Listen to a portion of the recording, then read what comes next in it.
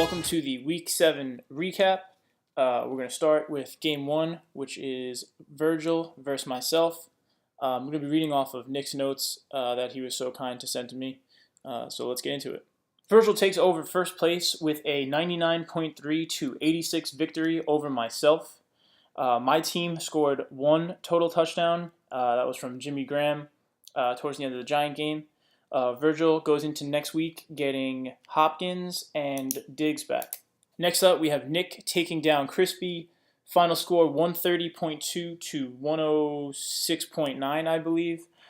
Nick jumped out into an early lead with all of his guys pretty much wrapping up by 4 o'clock. I think by then it was 120 to 28. Crispy gets a bit unlucky here with Melvin Gordon getting stuffed at the line 3 times, but he did see Jordan Reed step into a bit of form here. Starting off Thursday night with minus 5 points from his defense also didn't help. So we'll see going forward. Crispy is 1-5. Next up, Ariel takes down Kurt. Final score 150.4 to 115.8. Ariel sees almost 42% of his scoring from his 2 new players, Amari Cooper and I believe Zach Ertz, who were recently acquired from Rags. Ariel was in good shape regardless of the trade or not. Kurt decided to get cute and start CJ Beathard over James Winston. So Kurt battles it out with all the rest of the 4-3 teams going into next week.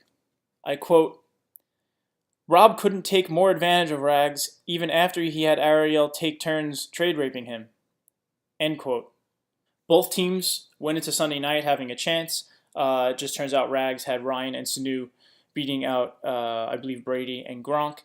Rags decided to start the lowest scoring of his 7 tight ends while getting a goose egg from Decker. Mike takes down Pete from Japan. Final score 161.7 to 131.9. Pete puts up a million points with Zeke and Bell, while Mike gets crazy production out of Chris Thompson, which, as Nick states here, he drafted in the 15th round. Side note, Mike traded Delaney Walker to Nick, and he promptly gets injured. Last but not least, first place loses to last place. Jordan takes down Will 115.5 to 92.4. Julio finally showed up, putting up a solid 25 points. Will didn't get the production out of his running game to cover up his weak wide receiver performance. I still think Will's team is pretty bottom of the barrel, but he's been eking out some wins. Again, should be really interesting to see what the middle of the pack looks like after this week.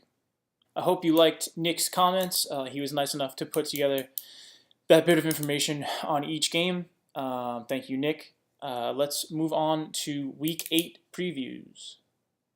Game 2, we have Kurt going up against Rags. Again, Rags seemed to trade a few pieces away that could have helped him in the back half of the year.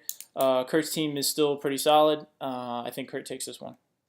As I am recording this, Will seemed to have put up a few charts that I can use for the Week 8 previews. So first up is Nick versus myself. It looks like our Draft Kings team salary combined would be $50,000 or so. I'm favored by $2,300 of that.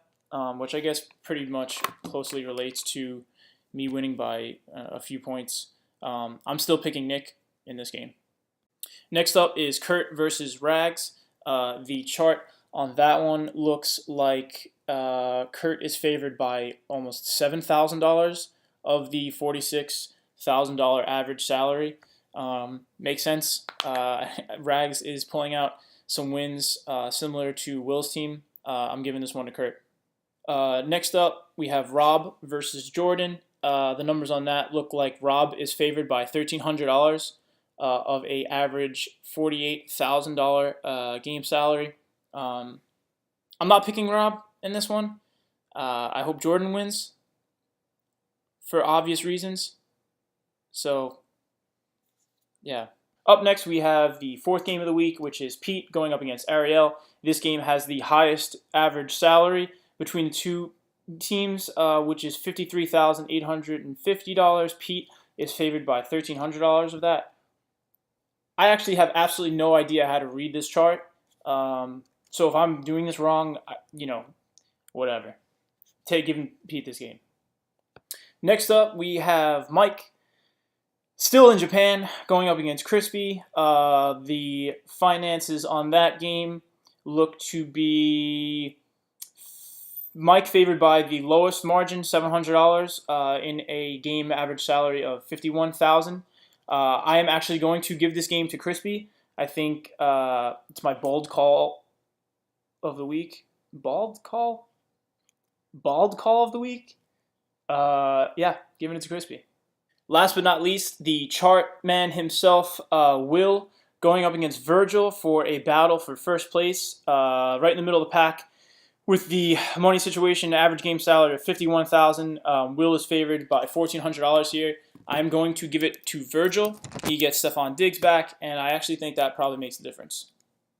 That's it for this week's video. Again, thank you to Nick and Will for supplying me with some information for these videos. I appreciate any work that goes into the league that is done by anyone else other than myself.